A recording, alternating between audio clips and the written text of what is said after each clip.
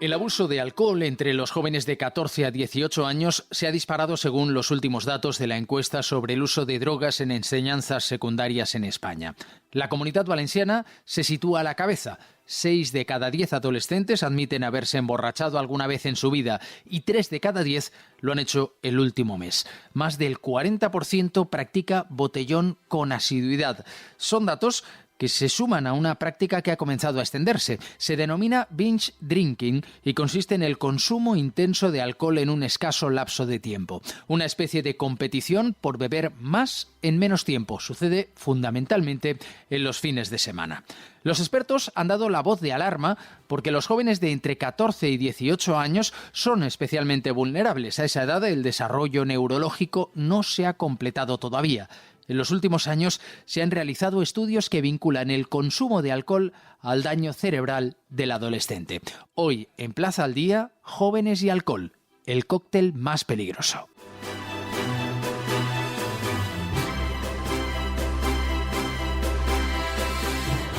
Hablando con diferentes asociaciones que ayudan a superar adicciones, nos damos cuenta de que a los jóvenes les cuesta primero darse cuenta de que tienen un problema como la adicción al alcohol y segundo, pedir ayuda. Les cuesta mucho. Los datos que refleja la encuesta de la que venimos hablando nos llevan a analizar cómo están ayudando las asociaciones a jóvenes y no tan jóvenes que tienen este problema. Es cierto que no todas las personas que sufren una adicción consiguen superarla, pero también lo es que hay que lanzar un mensaje de esperanza y aunque es un proceso largo y complicado, se puede superar y se puede volver a coger las riendas de la vida. Vamos a saludar a María Amor Fernández, que es coordinadora del área de prevención de Proyecto Hombre. Señora Fernández, ¿qué tal? Muy buenas. Hola, ¿qué tal? ¿Es así? ¿A los jóvenes les cuesta darse cuenta de que tienen un problema con el alcohol, de que son adictos?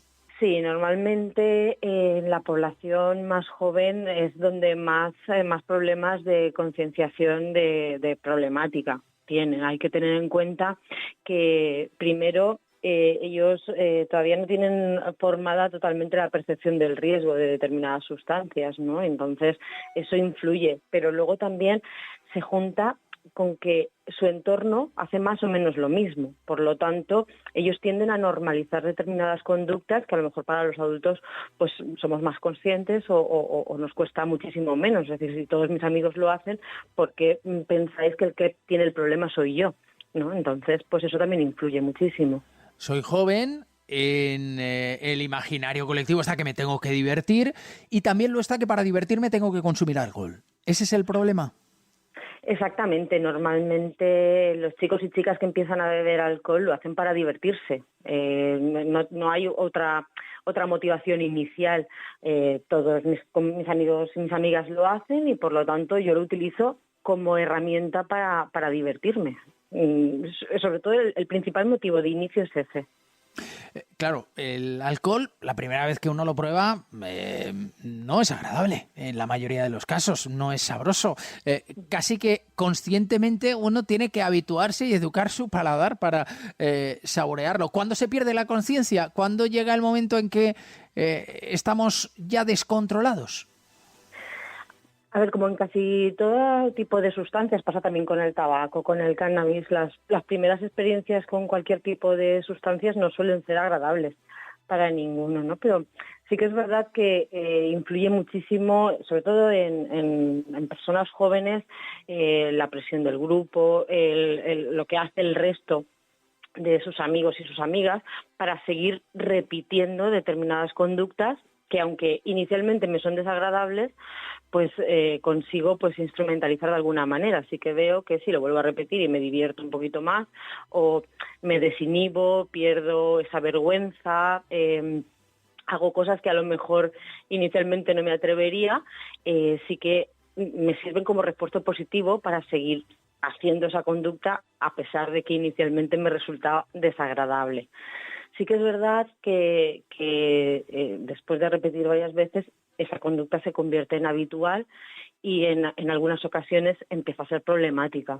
Normalmente nosotros siempre pensamos que una conducta pasa a ser problemática cuando interfiere en algunos aspectos de tu vida. Es decir, que si yo he estado bebiendo alcohol, eso puede suponer que pueda suspender un examen o que mi área académica sufra consecuencias, que empiece a tener problemas en casa porque vengo bajo los efectos del alcohol constantemente, que empiezo a tener problemas con mis amigos y con mis amigas, porque además ellos empiezan a acabar diciéndome, es que siempre haces lo mismo, es que te pasas, es que, ¿vale?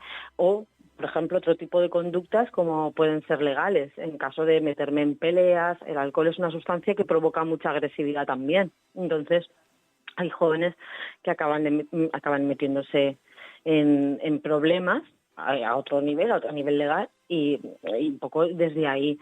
Es decir, en el momento que empieza a tener interferencias con tu vida, empezamos a hablar de que esa sustancia te está causando un problema, ¿vale?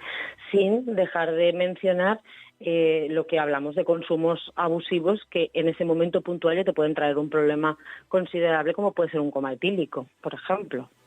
Si socialmente está bien visto y a los jóvenes les cuesta pedir ayuda, les cuesta reconocer que tienen un problema y por tanto pedir esa ayuda necesaria para salir de ahí, ¿cómo podemos romper ese círculo vicioso? ¿Por dónde se puede entrar? Pues a ver, nosotros siempre pensamos que es súper importante la prevención. Es decir, nosotros estamos dentro del área de prevención. El prevenir este tipo de conductas es la clave para tener jóvenes que desarrollen conductas sanas y adultos saludables en el futuro, al final, ¿no? Entonces, el poder hacer buenas campañas de prevención que puedan acceder a acciones preventivas tanto a nivel familiar como a nivel escolar o comunitario.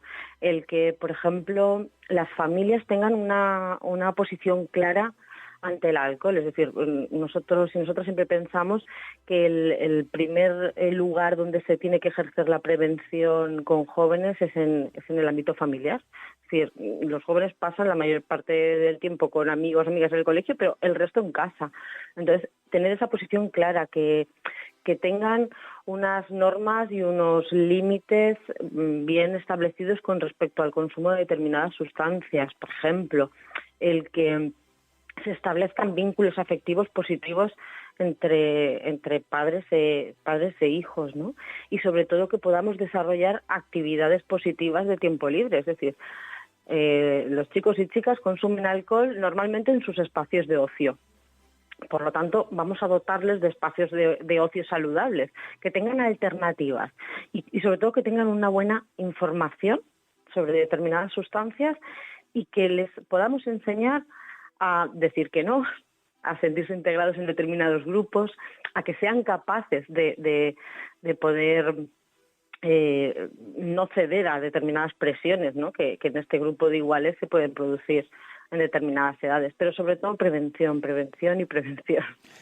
Quizá el problema toma tintes más dramáticos si miramos las estadísticas y vemos que no solo nuestros jóvenes beben mucho, sino que también lo hacen nuestros adultos. Claro, ¿cómo vamos a concienciar a los jóvenes si nosotros somos los primeros que estamos dando ese ejemplo de consumo abusivo de alcohol? Claro, partimos un poco de esa base, ¿no? Es decir, en el programa que nosotros desarrollamos, siempre cuando tenemos la posibilidad de hablar con las familias, siempre les decimos que el primer modelo de referencia para los niños y niñas somos los adultos. Por lo tanto, lo que ven en las personas adultas es lo que ellos reflejan en su mundo de adolescentes, ¿no? Ellos sí que perciben que el alcohol es la sustancia más fácil de obtener y que en muchos casos, por ejemplo, son las propias familias los que se lo proporcionan. Es decir, cuando hablamos con ellos y les preguntamos ¿cuándo fue la primera vez que consumiste alcohol? Y muchos se remontan a, mira, el día de mi comunión que mis padres me dieron para probar el champán o el cava. Entonces, a ver, tenemos que tener en cuenta que somos el principal modelo de referencia y si tenemos una sociedad que está basando sus celebraciones, sus fiestas en el consumo de alcohol, eso lo vamos a trasladar también en nuestra población joven. Y hay que tenerlo en cuenta, claro. Sanidad alerta de las consecuencias, graves consecuencias, tanto sanitarias como sociales, que puede ocasionar un consumo abusivo de alcohol en toda la Sí. población, pero especialmente en los jóvenes. ¿Qué cosas ven ustedes? Ujú. Pues a ver, hay que tener en cuenta que, por ejemplo, a nivel de consecuencias de los atracones, del consumo abusivo de alcohol en jóvenes, eh, hay que tener en cuenta eso, ¿no? Que la adolescencia, el sistema nervioso central todavía no está formado totalmente. Acaba de formarse prácticamente a los 21 o 22 años, por lo tanto, el consumo de cualquier tipo de sustancia va a interferir con el correcto desarrollo de su cerebro, ¿no? Entonces, sí que interfiere en el cerebro a través de pues eso, un periodo crítico de cambios durante esta etapa. Afecta a la memoria y afecta al aprendizaje. Los daños que puede producir, por ejemplo, una resaca o una abstinencia, sí que tienen mucho que ver con la memoria o con la planificación de tareas en el futuro. Por lo tanto, claro que va a interferir a nivel personal, escolar, de comportamientos violentos, por ejemplo, porque sí que afecta también a determinadas áreas que impiden el autocontrol, ¿no? Entonces, estamos hablando de una sustancia que en un cerebro en formación va a tener unas consecuencias. ¿Qué sucede cuando un joven o la familia de un joven acude a Proyecto Hombre para intentar encontrar ayuda? ¿Cuál es el proceso? Pues normalmente siempre se suelen poner en contacto principalmente las familias, porque son quienes perciben el problema. Normalmente, como hemos hablado antes, los jóvenes no perciben que tienen un problema. Entonces, el primer contacto suele ser a través de la familia. Y luego sí que el chico o la chica empieza a asistir y por lo tanto y entonces empezamos el tratamiento.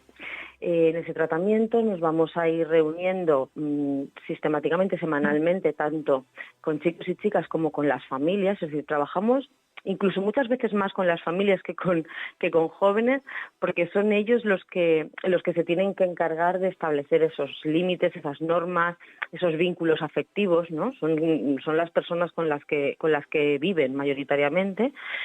Y a través de esas entrevistas vamos a ir trabajando todas las áreas personales de estos chicos y chicas que asisten, a nivel escolar, a nivel de consumo de sustancias, a nivel de relaciones sociales con sus iguales, a nivel personal, tanto autoestima, autocontrol, gestión de las emociones, a nivel de responsabilidades. Es decir, vamos a ir un poco trabajando todas esas áreas sobre todo, para reducir los factores de riesgo y potenciar los factores de protección que tienen. Una vez que se ha establecido o que se han potenciado esos factores de protección, el chico o la chica pues funciona más o menos con normalidad. María Amor Fernández, coordinadora del área de prevención de Proyecto Hombre, muchas gracias. Nada, muchísimas gracias a vosotros.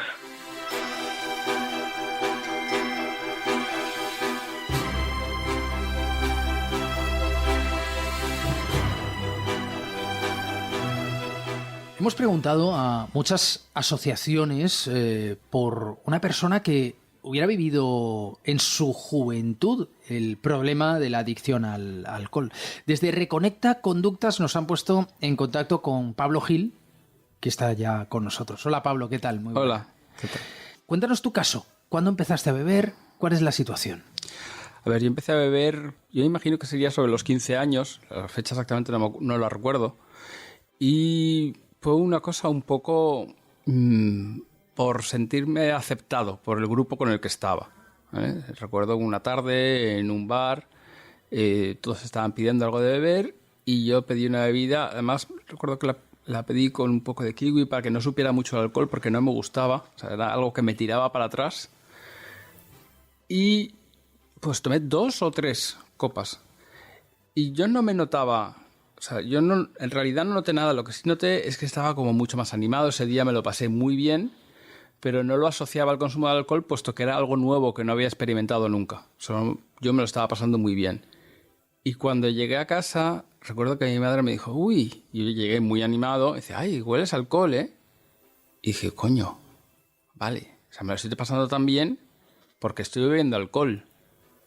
Y entonces, a partir de ahí, siempre que salía, bebía. Siempre. No es que bebiera mucha cantidad, pero bebía. Ya se convirtió en una cosa, era una costumbre. ¿Vale? Y pues poco a poco fue yendo a más. Fue yendo a más. Para mí lo veía normal, puesto que todos los de mi entorno lo hacían. ¿Vale? Pero supongo que yo lo hacía de una manera distinta. Puesto que yo pasaba la semana y mi único objetivo, todo lo que tenía en la cabeza era llegar al fin de semana para salir, emborracharme con mis amigos y divertirme. Y el resto era como un paréntesis que había que pasar para llegar al siguiente fin de semana.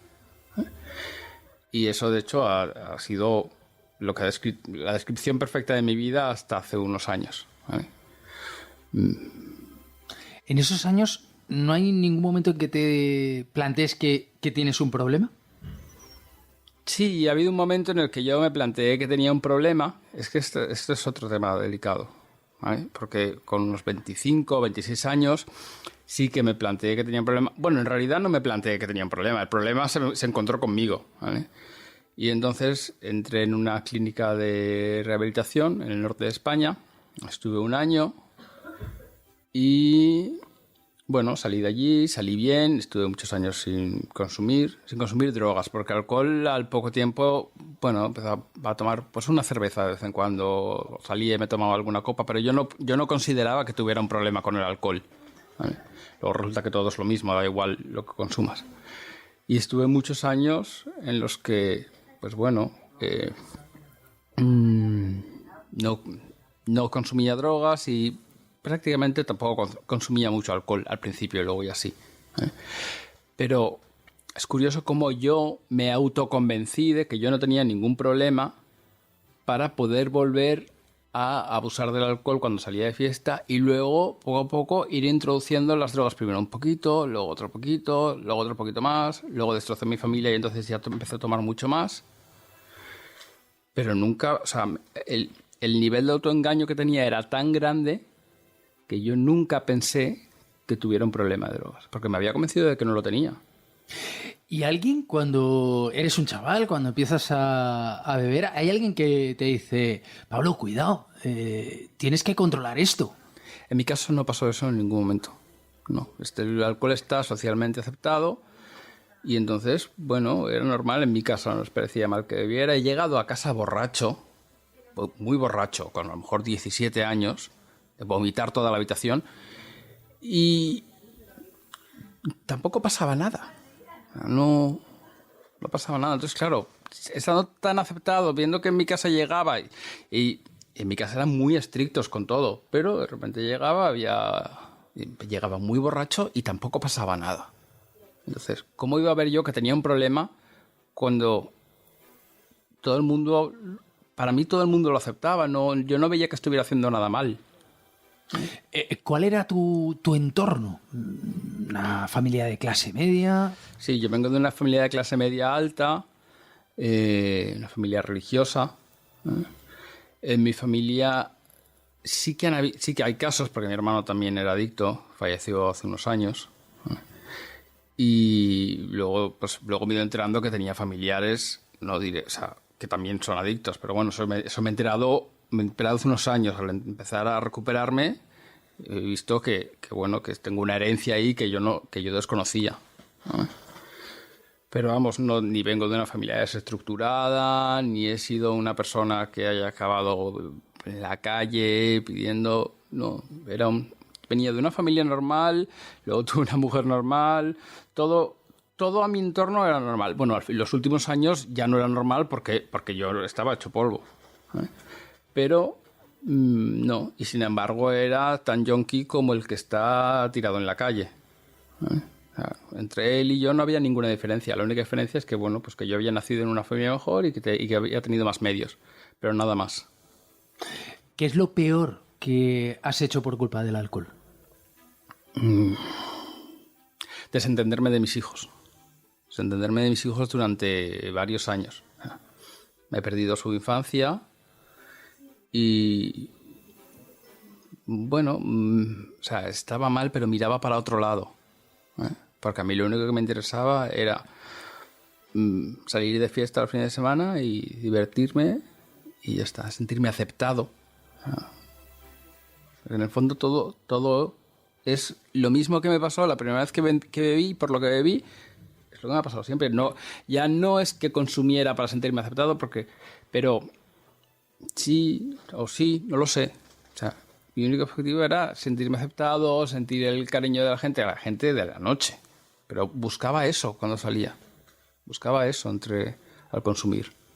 Decías antes que nadie te dio la voz de alerta, que nadie te paró. Es un caso bastante habitual, por lo que nos cuentan desde todas las asociaciones. Nadie para, está socialmente aceptado el consumo del alcohol y además está muy relacionado con aquello de divertirse. Hombre, es que si salgo, soy joven, tengo que salir y me tengo que divertir y para eso tengo que consumir alcohol. Es una asociación que se da y que difícilmente alguien se encuentra a una persona que le ponga un stop delante. ¿Te hubiera gustado encontrártelo cuando tenías 15, 16 años? ¿Crees que hubieras reaccionado positivamente o no le hubieras hecho ni caso?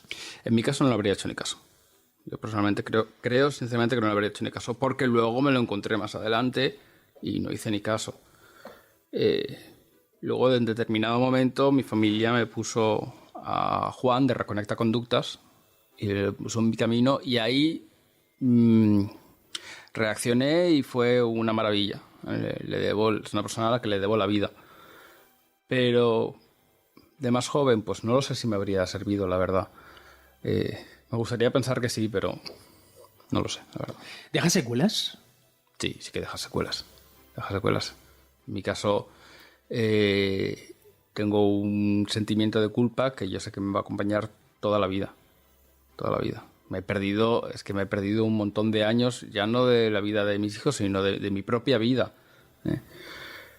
Pero bueno, es algo con lo que tengo que trabajar y seguir adelante. Pero sí, claro que deja secuelas, por supuesto que deja secuelas. Hablabas de Juan, de Reconecta Conductas y de cómo te ha salvado la vida. ¿Cómo es ese momento? ¿Qué pasa a partir de ese momento en que Juan se pone en tu camino? Pues Juan, mi familia me lo pone en mi camino, ¿eh? Y tenemos 2, 3 conversaciones hasta que yo decido que voy a empezar a hacer terapia. Y él lo que hace básicamente es ponerme mi realidad delante. Una realidad que yo ya conocía, pero que yo no quería ver por mi propia enfermedad y por la propia empanada mental que tenía. No lo quería ver, no lo quería ver. Y él lo único que hace es coger toda mi realidad y me dice, toma, mira, aquí delante la tienes. Y hay un momento en el que digo, bueno, es que ya no puedo mirar para otro lado, porque yo me hundo. Lo pasé muy mal los primeros meses, pero es que ya viéndolo, teniéndolo delante, es que ya no tenía excusas, ya no podía seguir haciendo lo mismo que estaba haciendo durante los últimos años, porque es que no podía. Entonces en ese momento decido empezar a hacer terapia, decido dejar de beber, dejar de consumir drogas y mi vida empieza a cambiar. No cambia ni el primer día, ni el segundo, ni al mes, ni a los 2 meses. Allí hago mucho trabajo, todos los días, un trabajo muy duro y poco a poco, empiezo a ver, todo lo que me he estado perdiendo, ¿eh? Y cómo mi vida y mi entorno, al cambiar yo, empiezan a cambiar. Y bueno, hasta llegar a un punto en el que yo no me creía que pudiera estar como estoy ahora. Estoy una persona que me va todo bien, soy feliz. Parece que lo decimos muy alegremente, pero yo por lo menos no lo había experimentado nunca. Y ahora, soy una persona plena. Me encuentro bien, me acuesto por las noches y puedo dormir, puedo apoyar la cabeza en la almohada y no está la cabeza dándome vueltas pensando en 40.000 cosas de las que me arrepiento, ¿no? Duermo, me despierto contento todos los días. No sé, es todo bien. Yo recuerdo que en los últimos años era todo lo contrario, me iba todo mal. Y yo ni aún así era capaz de ver que era por culpa de la vida que llevaba. Simplemente pensaba que era una persona que tenía una depresión, que tenía muy mala suerte, y no era así para nada. Te la estabas buscando, ¿no? Me la estaba buscando, sí. con pico y con pala la estaba construyendo. Yo no tenía mala suerte, era yo. Bueno, y ahora estás construyendo otra. Sí. Afortunadamente. Pablo, me pareces muy valiente. Te agradezco mucho este testimonio. Gracias.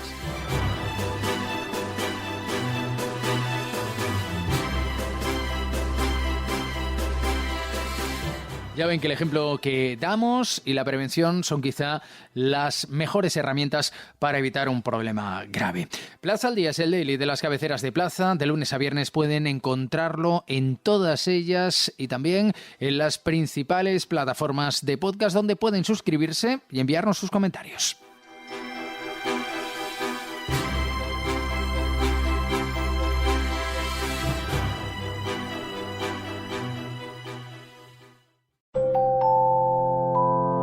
Plaza Podcast.